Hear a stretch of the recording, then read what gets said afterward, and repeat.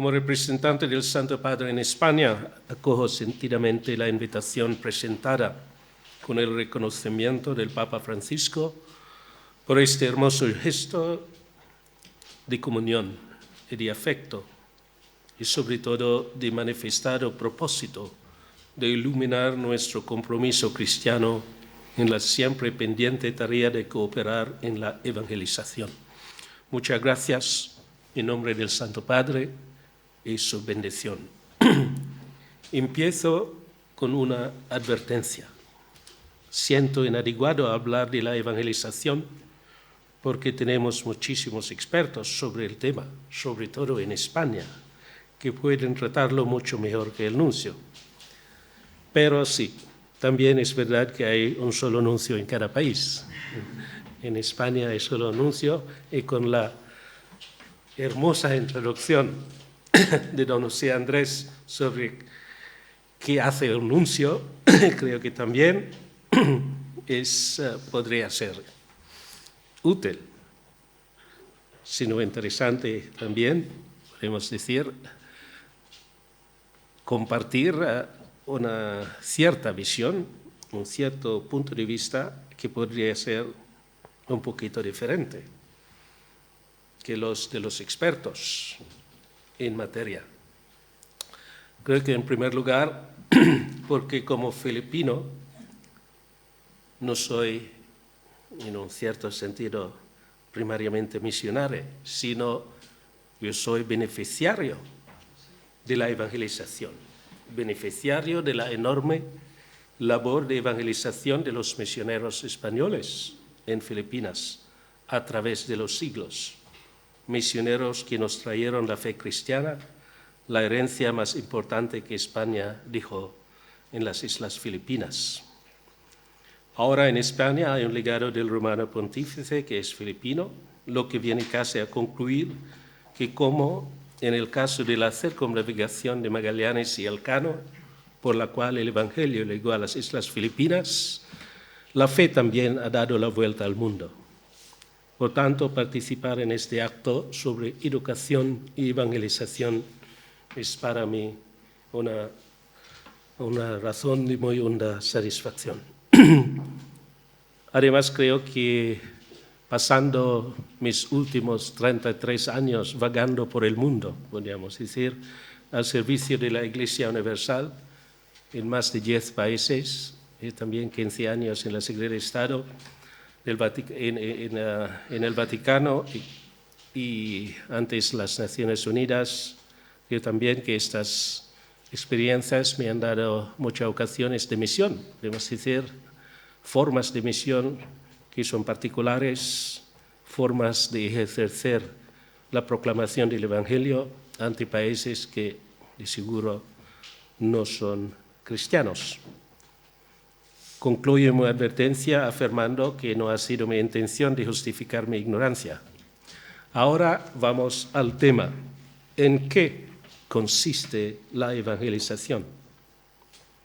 ¿Es todavía necesario, o al menos relevante, plantearse esta cuestión después de casi 2000 años de evangelización?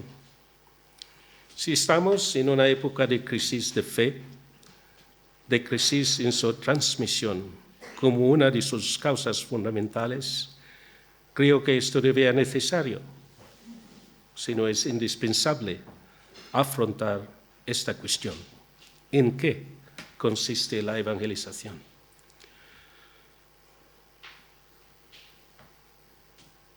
¿Qué duda cabe de que la realidad de la misión es connatural? Y justo decir, teológicamente, esto no es herejía, que es coeterna con la Trinidad. Jesús, que procede del Padre eternamente, evangeliza cuando dice: el Padre que me ha enviado vive y yo vivo con el Padre. El Padre evangeliza enviándonos a su Hijo. De ahí que el Concilio Vaticano II enseña: la Iglesia peregrinante es misionera por su naturaleza, puesto que toma su origen de la misión del Hijo y del Espíritu Santo, según el designio de Dios Padre. Y ahora el Señor mismo, confió y sigue confiando la misión evangelizadora a sus discípulos. Id, pues, enseñar a todas las gentes, bautizándolas en el nombre del Padre, del Hijo y del Espíritu Santo, enseñándoles a observar todo cuanto yo os he mandado. España ha sido a través de los siglos cuna de miles y miles de misioneros. Aquí en Valladolid tenemos el convento de los agustinos filipinos, de donde salieron más de 3.000 hacia Asia Oriental. Y de estos más de 3.000 misioneros, todos o casi todos, estuvieron destinados en Filipinas o ligaron sus destinos misioneros por la ruta del Galeón de Manila, que unía Europa, América y Asia, una ruta descubierta por el grande viajador misionero agustino Andrés de Urdaneta. Y la iglesia en España sigue siendo una grande iglesia misionera, no obstante los cambios, en particular en las últimas décadas, con siempre menos misioneros españoles. Por ejemplo, creo que casi al 100% de mis profesores de teología y derecho canónico y filosofía también, todos eran misioneros españoles, muchísimos, casi todos de Castilla y León, Calarruega, Valladolid. En efecto, estuve aquí en Valladolid en 86 para visitar los archivos reales.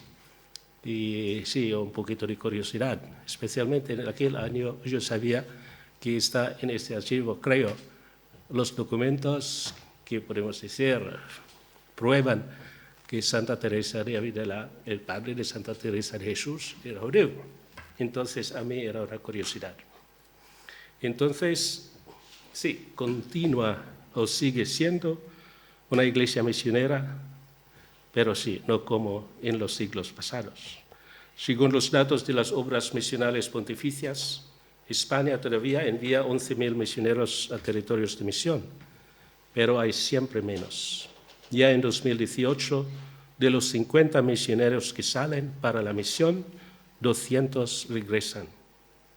Cada año hay siempre menos y son más ancianos, y hay poco relevo entre los jóvenes. No ocurre deducir que son resultados de siempre menos religiosos y religiosas y sacerdotes, quienes constituyen cerca del 84% de los misioneros.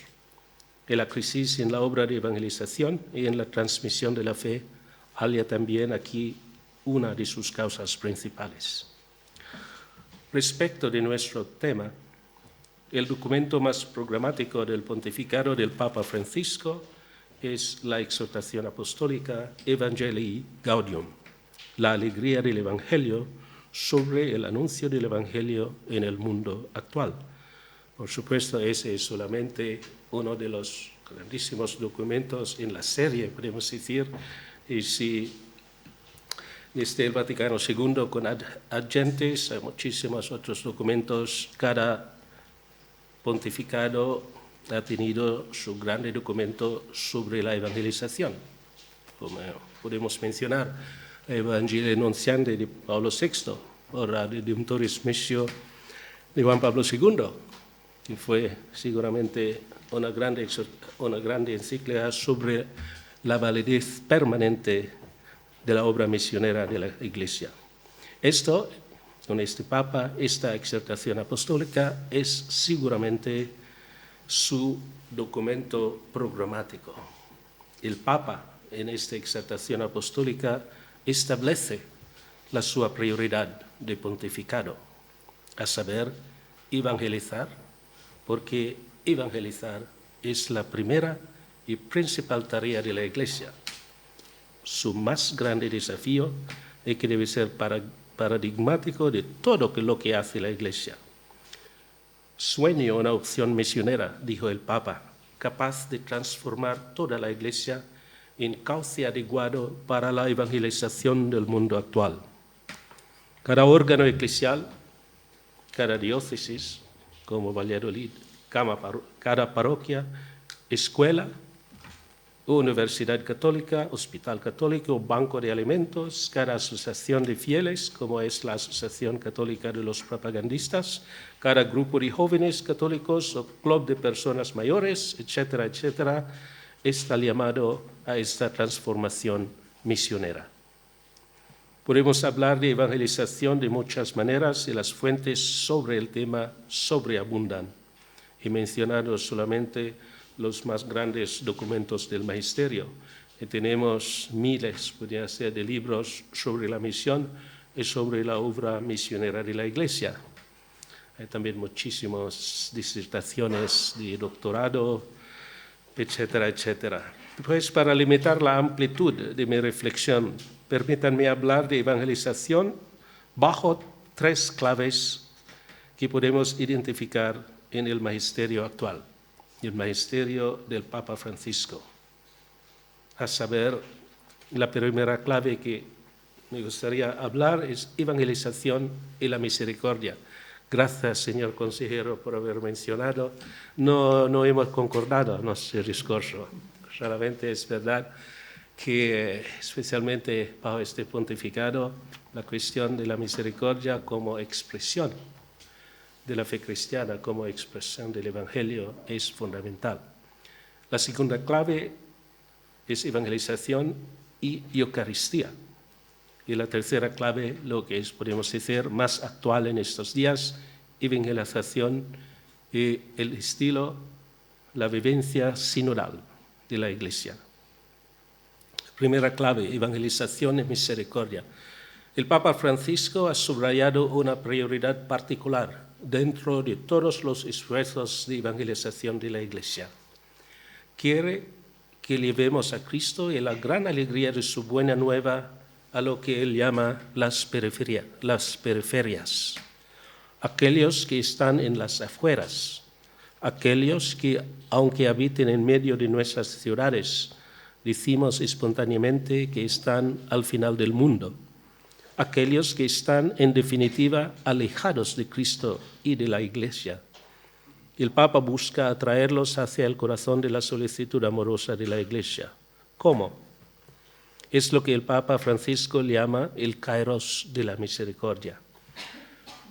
Como sabemos bien, kairos es una de las 2 palabras griegas para referirse al tiempo. El otro es cronos, de donde deriva la palabra cronológico, que significa tiempo entendido como segundos, minutos, horas, días, etc. Kairos, de otro lado, significa momento oportuno u ocasión.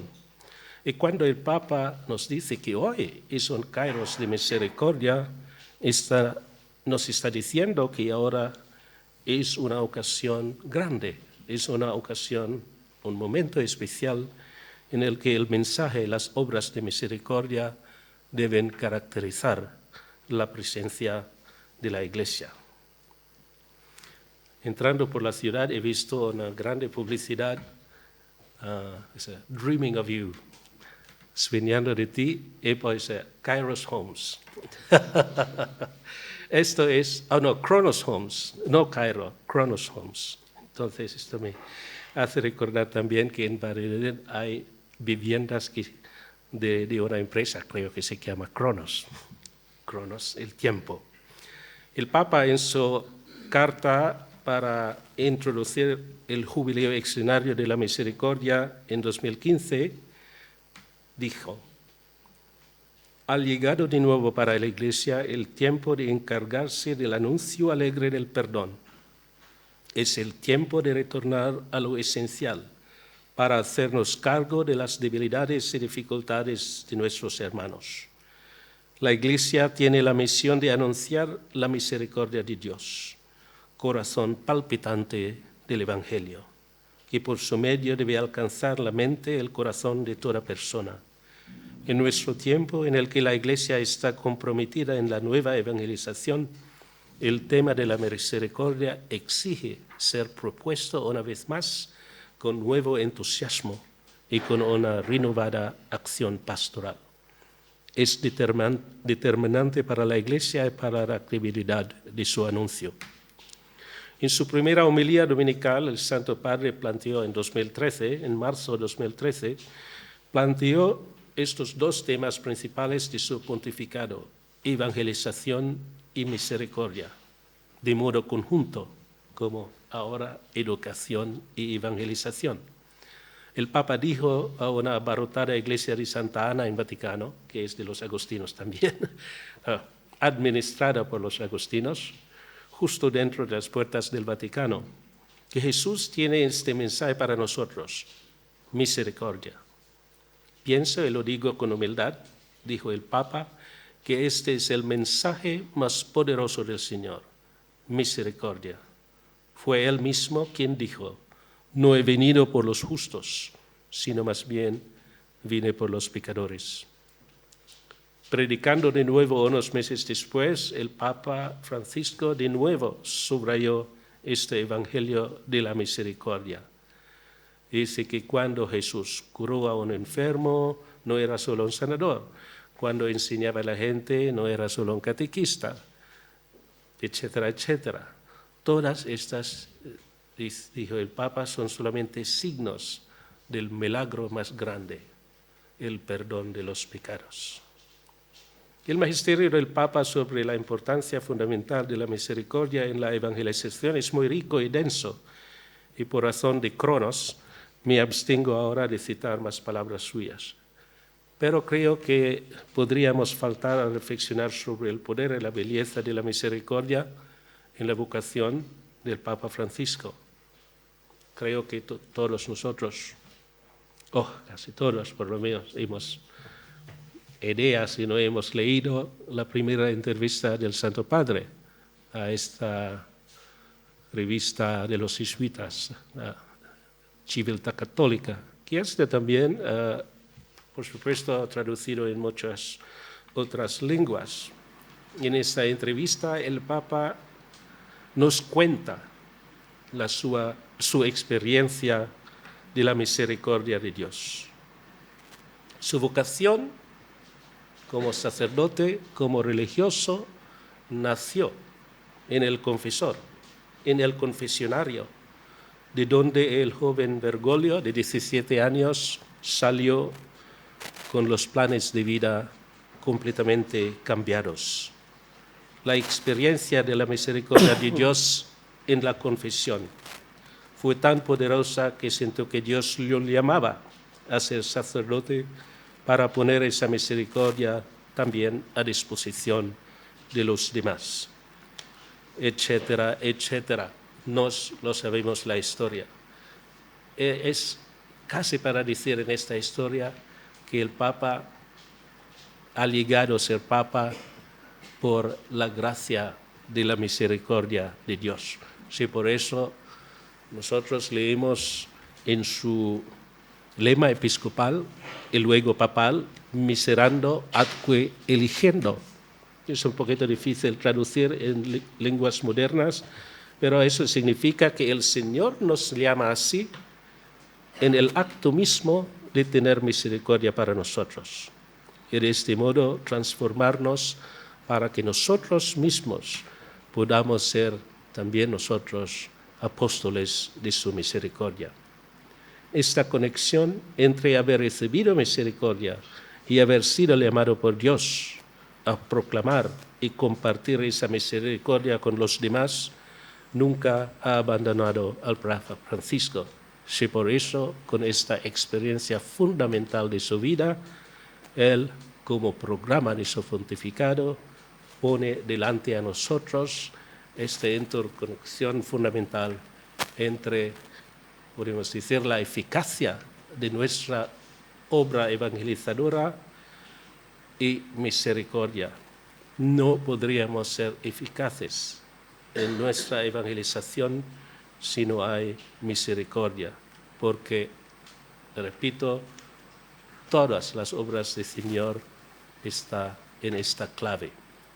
En breve, el objetivo del pontificado del Papa Francisco ha sido ayudar a todos nosotros a reconocer que cada uno de nosotros es pecador, pero mirado con infinito amor misericordioso por el Señor y miserando atque eligiendo, que como el Señor busca perdonarnos nuestros pecados, quiere simultáneamente elegirnos, llamarnos y enrolarnos para ir a ayudar a todos los que conocemos, para que se den cuenta, como nosotros, que Dios también los mira a ellos con misericordia. La segunda clave de evangelización, en que consiste la evangelización, el pontificado de Papa Francisco, es la importancia fundamental de la Eucaristía. Creo que no hay duda, creo que esto es ortodoxo.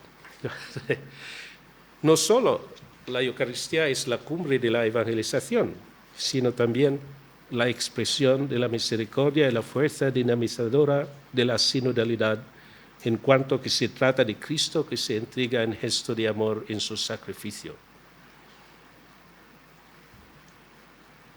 La Iglesia nos enseña a través de los siglos, milenios ahora, la Eucaristía es la cumbre de nuestra vida cristiana. La Eucaristía es nuestro tesoro más preciado. La Iglesia siempre ha entendido la evangelización como el esfuerzo por dar a conocer a Cristo y hacerlo presente en la existencia cotidiana de todas las sociedades. Era natural entonces que los misioneros se esfuerzan por hacerlo presente en el sacrificio del altar, en un templo que fuera casa de Dios y también casa de su pueblo. Los misioneros supieron comunicar su amor por la Eucaristía a los artistas cuyas obras siguen siendo el tesoro más preciado de nuestro hemisferio, y también, por ejemplo, en mi isla. Son las iglesias, no les llamamos las iglesias coloniales, quiere decir las iglesias construidas durante la época española, que nosotros heredemos como verdaderamente los patrimonios más grandes que tenemos ahora. Creo que en España también no hay ninguna duda sobre la cuestión.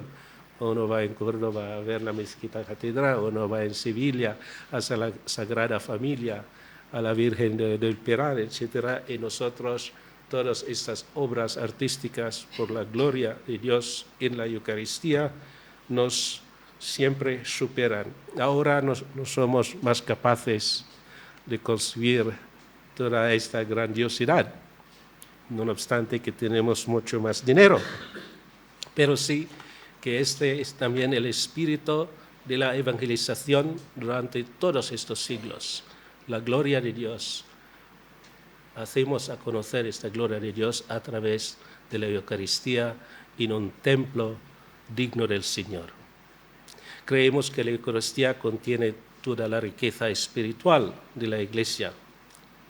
Y sin embargo, no obstante esta, podemos decir, conciencia de este conocimiento, a pesar de la importancia fundamental de la Eucaristía en nuestras vidas como católicos, las estadísticas muestran que la asistencia a misa dominical continúa disminuyendo en muchas partes del mundo, en particular en las iglesias de antigua tradición cristiana, como España.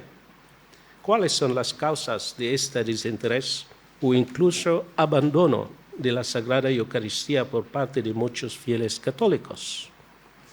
Obviamente es muy difícil vender cosas espirituales invisibles. Y la Sagrada Eucaristía está en la cima de estos misterios, que es muy difícil vender, podemos decir. ¿Por qué?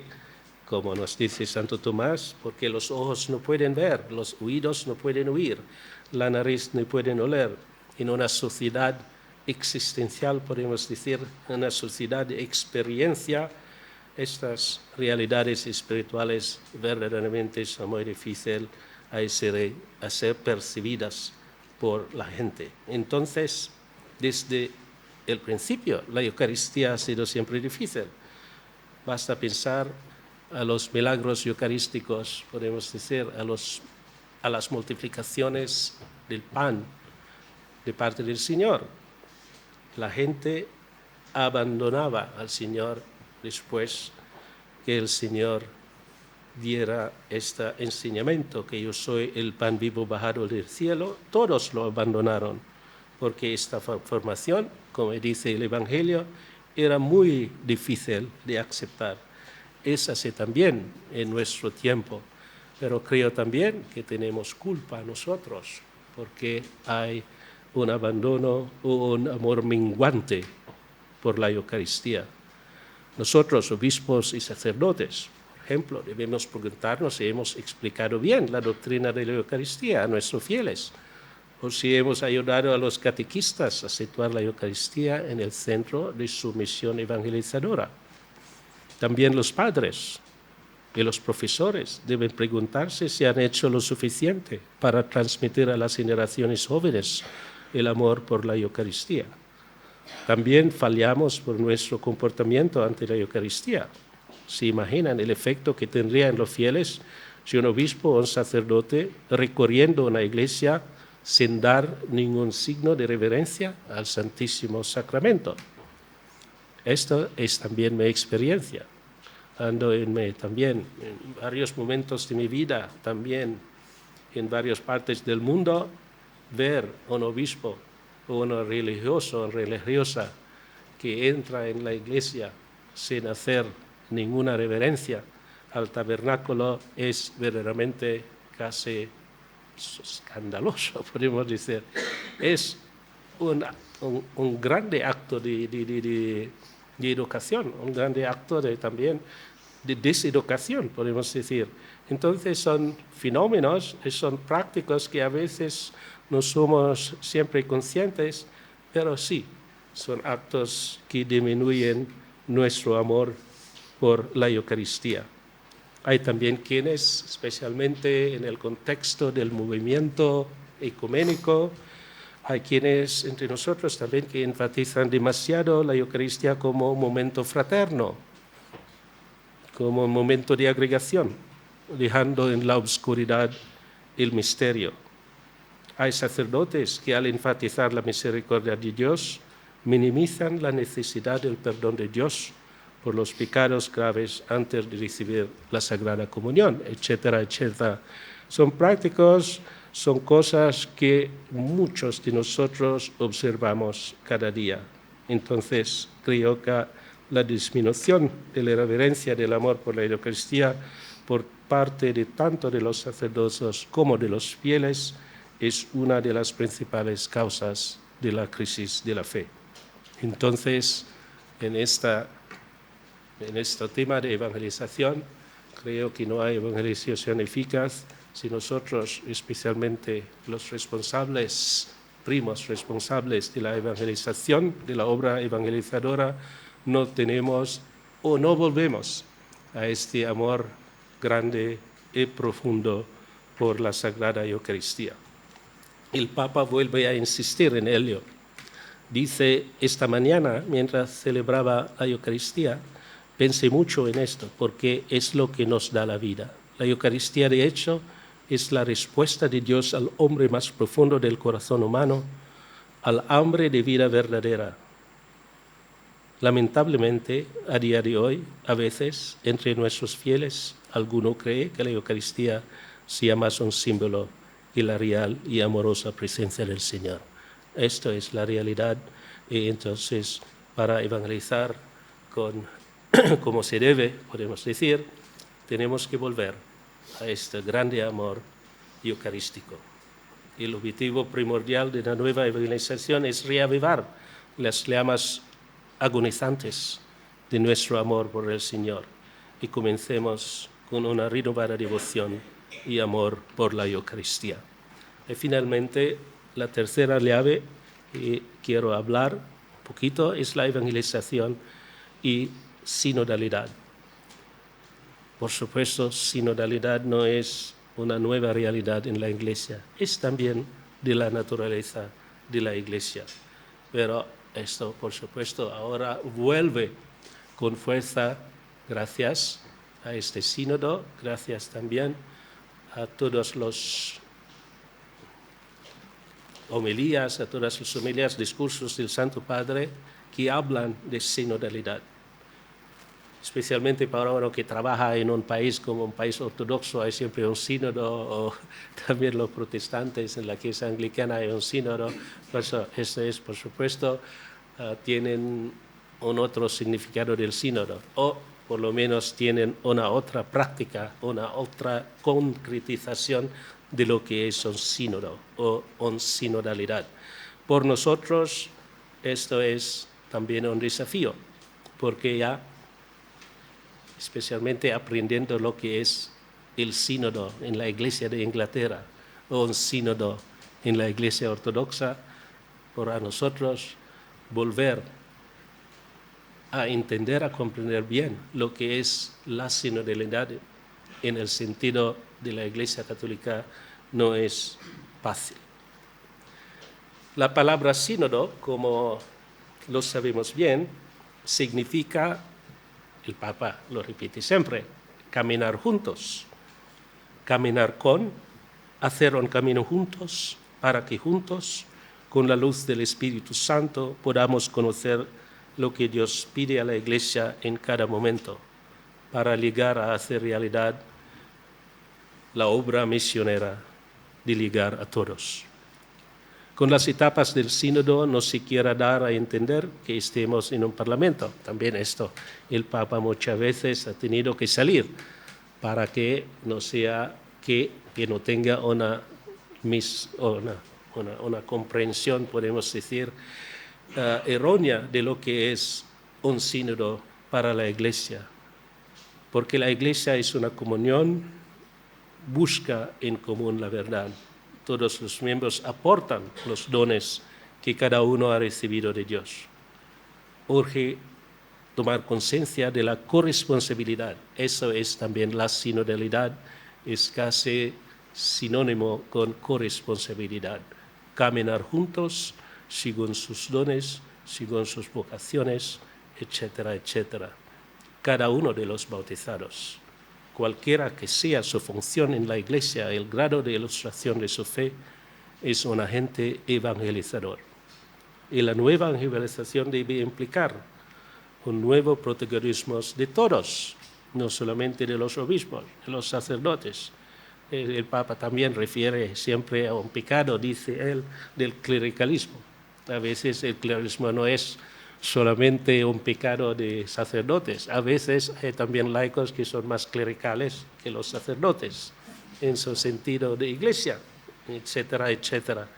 Entonces, el Santo Padre pide que ninguno de nosotros, nadie de nosotros, se sienta, podemos decir, al margen de este proceso sinodal, de este camino sinodal. En este sentido, me alegra que en España todas las etapas se hayan caracterizado por una grande y gozosa participación. La Iglesia en España ha buscado y busca con grande sentido eclesial en la escucha recíproca una Iglesia sinodal en comunión, participación y misión. Quiero terminar con las palabras que el Papa nos ha dirigido el día de miércoles, el 4 pasado, en la Santa Misa con la que se abría este sínodo.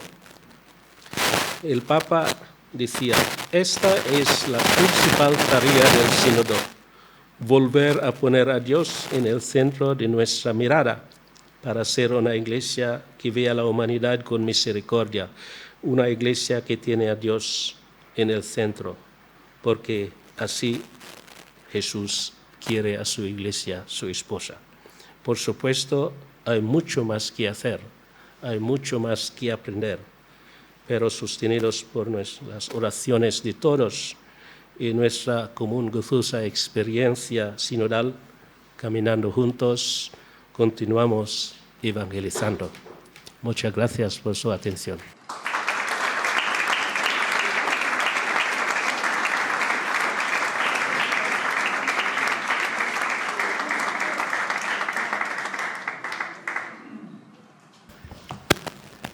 Muchísimas gracias. Yo creo que, aprovechando que vamos muy bien de tiempo, si no le parece mal al nuncio, podemos aprovechar pues, para hacerle alguna pregunta, aprovechando que le tenemos entre nosotros.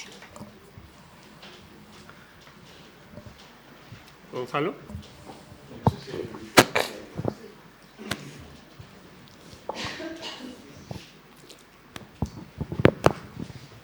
Yo, por romper el hielo, me voy a lanzar al ruedo.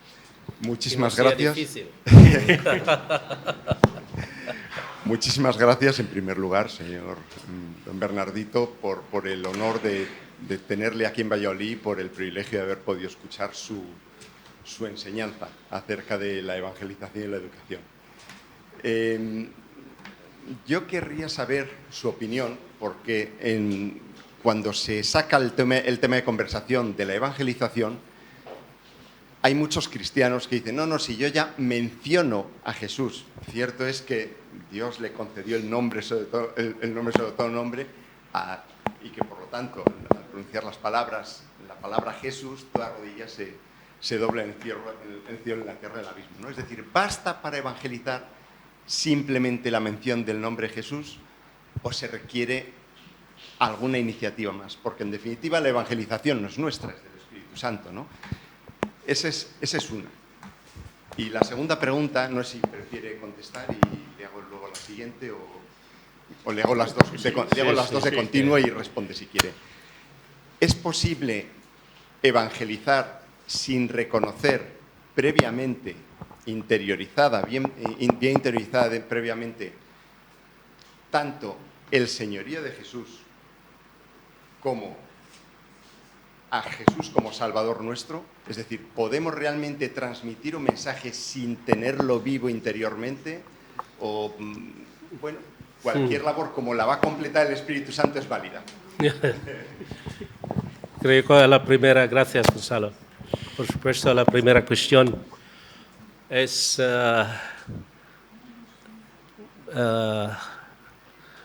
volvió inmediatamente a las palabras de Santiago en su de San Jaime, Santiago, en su primera carta, y dice que muéstrame tu fe, te muestro mi fe con mis obras. Entonces, eso es seguramente confesar la fe, confesar el nombre de Jesús, también gritando el nombre de Jesús, pero al mismo tiempo no hay coherencia entre los que uno proclama, entre los que uno grita, y con su vida absolutamente no es solo que no evangeliza, sino es una contradicción, una cosa muy negativa para la evangelización, sobre todo para la credibilidad del mensaje cristiano. Creo que esto es también, no es solamente en el campo de la evangelización, sino también en todos los campos. Uno que enseña pero vive contrario a lo que enseña es absolutamente contraproducente. No hace, podemos decir, no hace favor a lo que predica, a lo que enseña, porque por su vida contradice lo que enseña. Jesús mismo lo ha dicho. Entonces, realmente también para nosotros hemos visto, podemos decir, podría ser muchas películas, leído muchos libros sobre esta verdad fundamental en la evangelización, porque evangelización, como nos dice siempre, todas las fuentes de la espiritualidad, de la obsesión, uno de los principios fundamentales es que si no se evangeliza por las palabras, sí, también por las palabras, sino es sobre todo por testimonio, por las obras. Por eso, Santo Padre subraya que si es el momento, si el kairos de la misericordia de Dios, esto también tiene que caracterizar todo lo que la Iglesia hace, todo lo que la Iglesia enseña, todo lo que la Iglesia testimonia. Es verdad que Jesús en su vida pública, en su evangelización, en su misión, podemos decir, muy, muy breve, de 3 años, como ha dicho el Papa, su acto de sanación, su acto de corregir o, no sé, condenar hasta personas como los fariseos, como los saduceos, etc. Estos son todos actos finalizados a la misericordia. Entonces también esto es como Nosotros predicamos, nosotros decimos, nosotros gritamos lo que queremos en el nombre de Jesús, pero esto es finalizado a una testimonianza de vida. Es solamente una parte de la evangelización y la parte no es la parte más importante. Recordemos, por ejemplo, de la película, si hablamos de la película La Misión, por ejemplo, ¿cuál es? El acto misionero más espectacular de Jeremy Irons, del jesuita, que se echó crucificado en las cataratas. Entonces, esto es espectacular, es casi mostrar el crucifijo en su acto, casi mostrar la misericordia de Dios, el mensaje de la redención, que en su acto de echarse prácticamente es casi exhibicionismo, pero es un gesto mucho más potente que predicar. Es una forma de predicación, no con las palabras, especialmente en aquel tiempo no hablaban todavía español y no hablaban tampoco los idiomas autóctonos. Entonces, ¿cuál es la mejor forma de evangelizar en tal contexto? Hacer, mostrar, ilustrar con las obras y con gestos.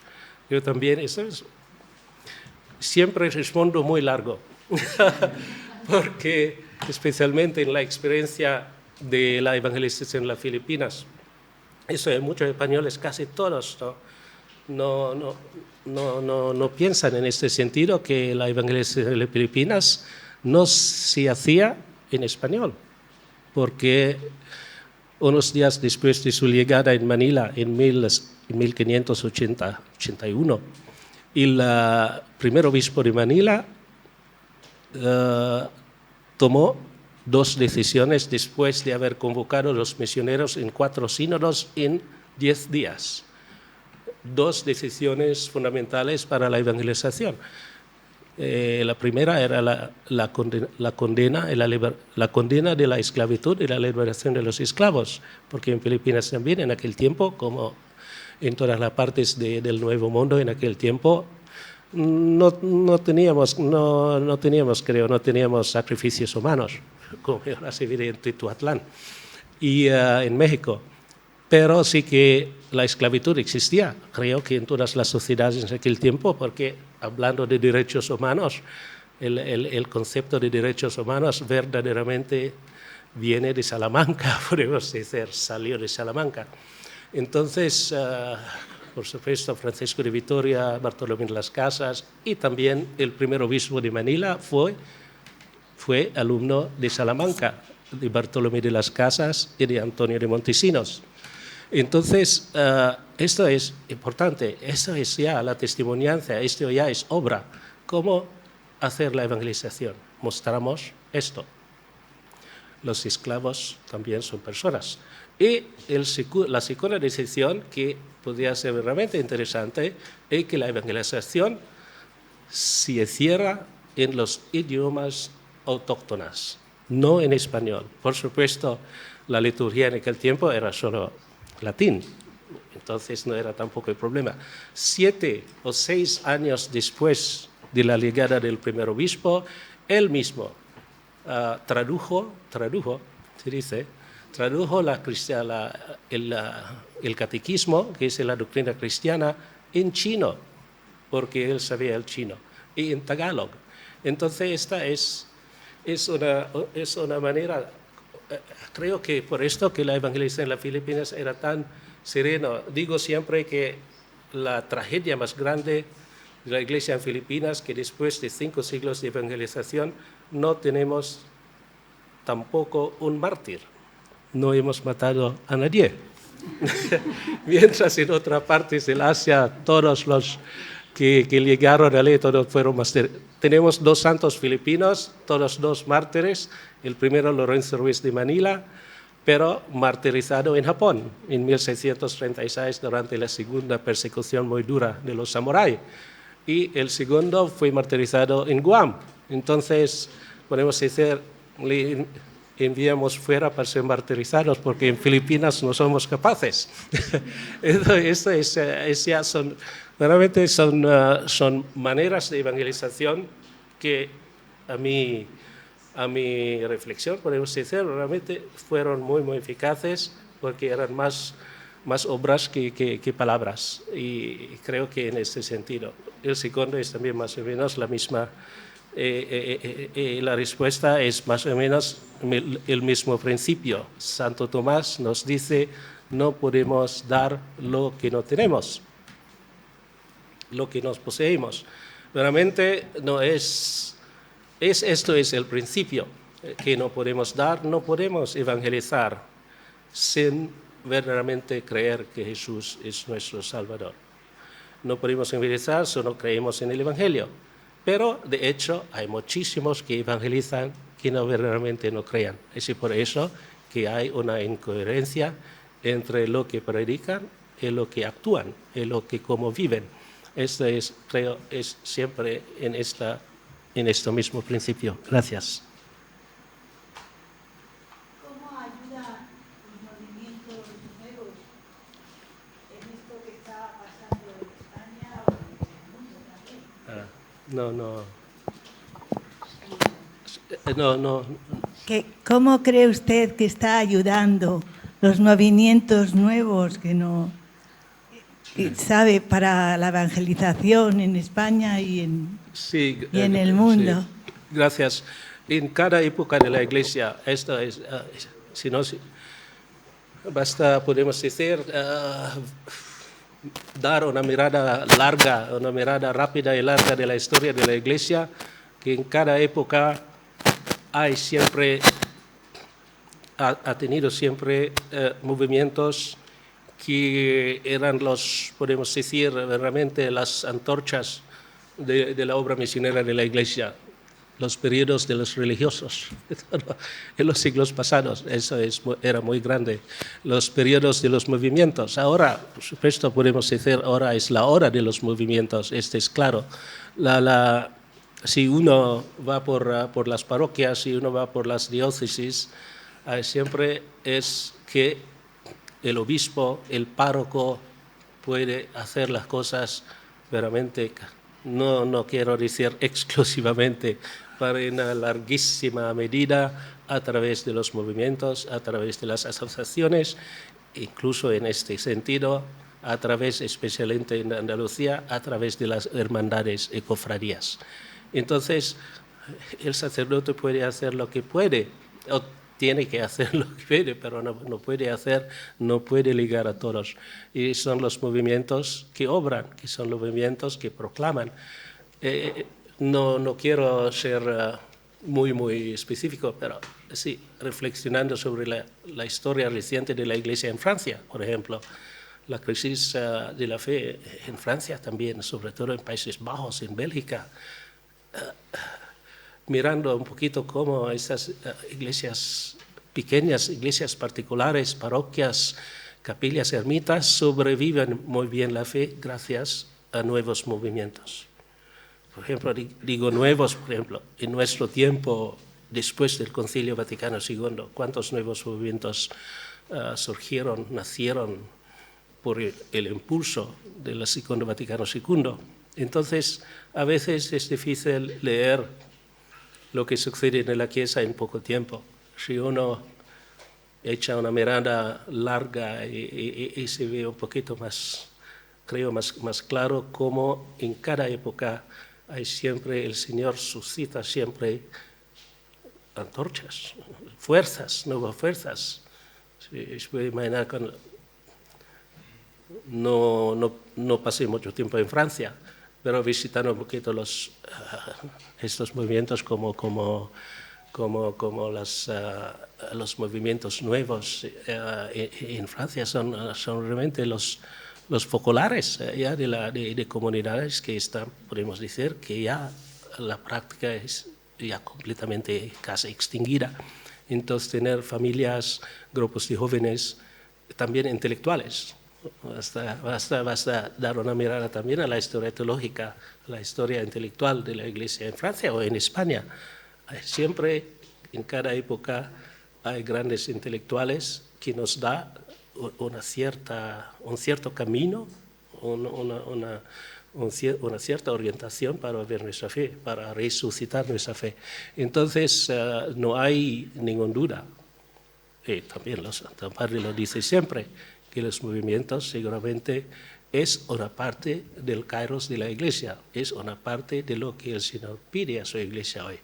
Quizás que un día estos movimientos van a desaparecer, que eran menos, pero harán nuevas. Entonces, esto es, y tenemos seguramente la confianza en cada época, el Espíritu Santo suscita estas guías, estos caminos, que muchos de nosotros vemos la luz y podemos seguir. Gracias.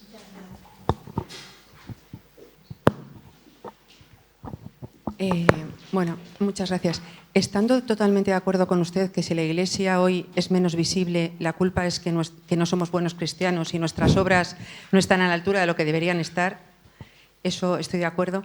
Le voy a poner en una situación un poco complicada, pero como usted es diplomático, pues lo hará bien. ¿Cómo ve ahora mismo la situación, la relación de la Santa Sede en el tema de la educación con España, con las modernas políticas educativas, y en qué podemos ayudar los cristianos en esto, que es un poco el motivo de las jornadas? Es decir, sí. ¿Cómo podemos enfocar la educación cristiana en una situación donde ni el ambiente social favorece ni las políticas educativas favorecen? Seguramente es una cuestión que sí que tenemos seminarios, tenemos seguramente estas discusiones abiertas y que podemos seguramente aprender de esto. Seguramente, y no sé cuál sería mi palabra clave aquí. Mi palabra clave sería la resistencia. Esta es clara, porque la resistencia es testimonianza, es testimonio, es la... Si podemos siempre mirar aprendemos siempre mucho de la historia. Dice que la historia es la maestra más buena, más grande, más brava, pero que pocos la escuchan. Pero sí, mirando cómo habría los primeros cristianos resistir a más de 300 años de persecución, si no fuera por su resistencia en la fe. Entonces, las políticas cambian.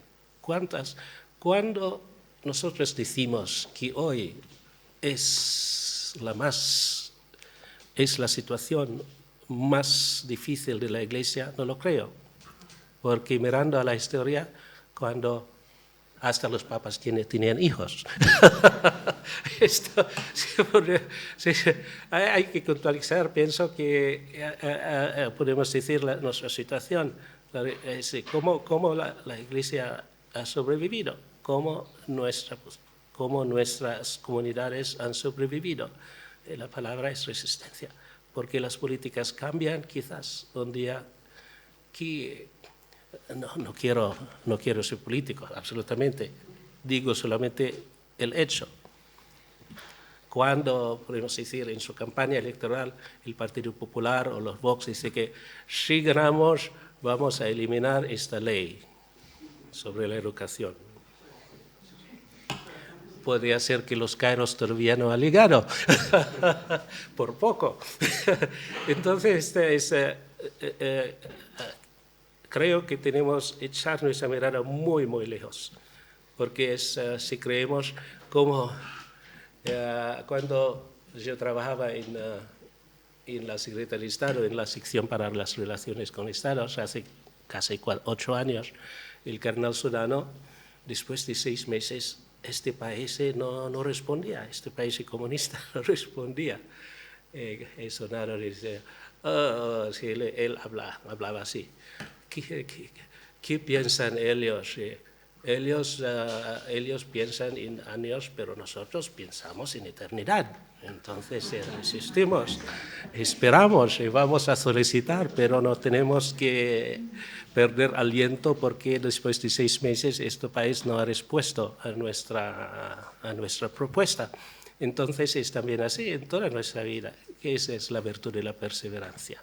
Si no tenemos la virtud de la referencia, jamás llegaremos a la santidad, porque en cada día, en cada momento, hay grandes tentaciones de desviarnos de nuestro camino, de nuestra peregrinación.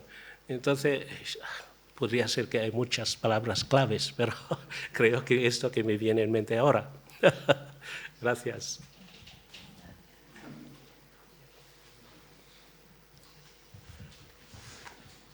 Última, no. Última, y se lo voy a poner también muy fácil.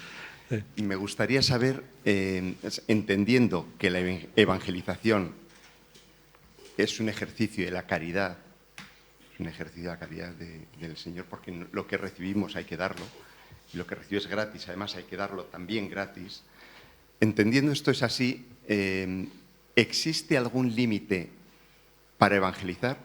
Digo esto por lo siguiente. Hace unos días, con una serie de amigos, un grupo de amigos, surgió una discusión de si en un entorno en el que una persona se pueda ser ofendida por tú hacer pública tu fe, hay que hacerlo o no. Es decir, debemos proclamar la verdad a pesar de que esto pueda incomodar a alguna persona o no. Yo entiendo personalmente que sí, pero quiero saber su opinión. Es decir, porque los misioneros, cuando llegan a un pueblo, no evangelizan y todo el mundo diciendo, uy, qué bien, a ver qué nos va a contar. Entiendo que no le recibían con esa alegría y esa facilidad, ¿no? Y que al principio sería una oposición. Hoy en día somos misioneros también en nuestro entorno. Tenemos que también ser, en cierto modo, Sí, y entiéndame, con caridad, pero ser un poco agresivos, o debemos ser mucho más tolerantes con la libertad individual del resto. Ser tolerante seguramente no quiere caliar sobre lo que uno cree, pero sí que la clave, creo, la clave de principio de la respuesta es que hay que entender bien, comprender bien lo que es la evangelización, lo que es la proclamación, porque no es como el Papa dice siempre, la proclamación no es proselitismo, no es forzar lo que uno cree, es una propuesta. Esto es tampoco mucho más, podemos decir, tierno de que una ley que uno quiere. La ley tiene un carácter coercitivo. Entonces, una ley que uno quiere, uno se ofende porque la ley no lo quiere. A veces hablamos de derechos humanos, de libertad de expresión, etcétera, etcétera, pero los que piensan ser los que respetan libertades no respetan esta libertad de proponer lo que uno cree o de expresar lo que uno cree. Esto, yo muchas veces, yo salgo pues, de los principios teológicos, voy a los principios filosóficos, por supuesto, y ahora voy a los principios de derechos humanos. ¿Por qué? ¿Por qué no puedo expresar lo que creo? ¿Por qué no puedo proponer lo que creo?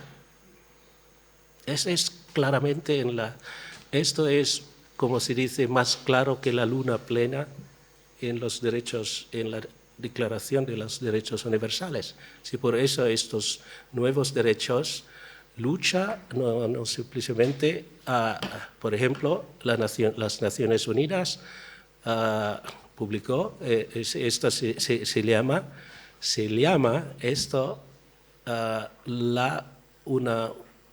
un comitivo, es una comisión sobre la libertad de expresión.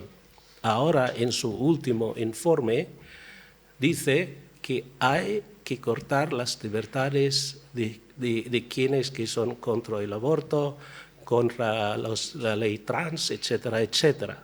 Entonces hay que uniformar a ellos. No hay más libertad de expresión, no hay más variaciones, no hay más espacio de la libertad.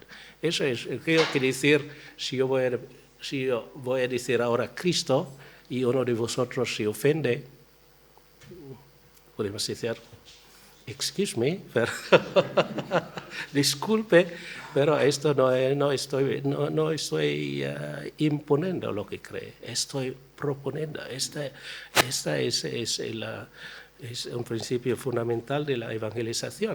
Sí, por eso que no voy a criticar ninguna otra religión, por ahí también porque la Iglesia